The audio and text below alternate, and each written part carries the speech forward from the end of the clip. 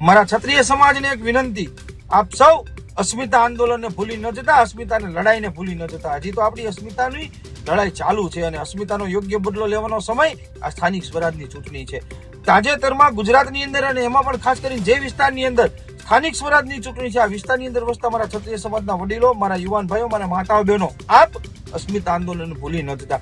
જેવી રીતે આપ સૌએ લોકસભાની ચૂંટણીમાં સમાજ હિતમાં અને સમાજ સાથે રહી અને સરકારના વિરુદ્ધમાં મતદાન કર્યું, તો એવી જ રીતના આ સ્થાનિક સ્વરાજની ચૂંટણીમાં પણ સમાજ હિતમાં આ સરકારના વિરુદ્ધમાં મતદાન કરવાનું છે. કારણ આજ દિન લગીન આપણા ક્ષત્રિય સમાજની એક પણ માંગ આ સરકારે સ્વીકાર કરી નથી અને અસ્મિતા આંદોલન અને અસ્મિતાનો યોગ્ય બદલો લેવાનો સમય આ સ્થાનિક સ્વરાજની ચૂંટણી છે.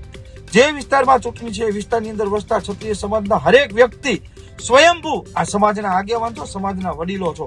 તમારે પોતાએ તો સમાજ હિતમાં કાર્ય કરવાનું છે, પણ બીજા પાસે પણ સમાજનું શુભ કાર્ય આ સરકાર વિરુદ્ધનું મતદાન કરાવવાનું છે. જે વિસ્તારની અંદર ઇલેક્શન છે એ વિસ્તારની આજુબાજુના વિસ્તારની અંદર ક્ષત્રિય સમાજના કોઈ વડીલ આગેવાન હોય, કોઈ યુવા આગેવાન હોય, કોઈ માતાઓ બહેનો આગેવાન હોય, તો એ વિસ્તારની અંદર આપ સમાજની મીટિંગ લેવા જશો તો સમાજ ઉપર આપનો ઋણ રહેશે. ખાસ કરીને અસ્મિતા આંદોલન આપણે ભૂલી જવાનું નથી. અસ્મિતાનો યોગ્ય બદલો લેવાનો સમય આવનારી સ્થાનિક સ્વરાજની ચૂંટણી છે. આ વાત ક્ષત્રિય સમાજ ભૂલી ન જતા.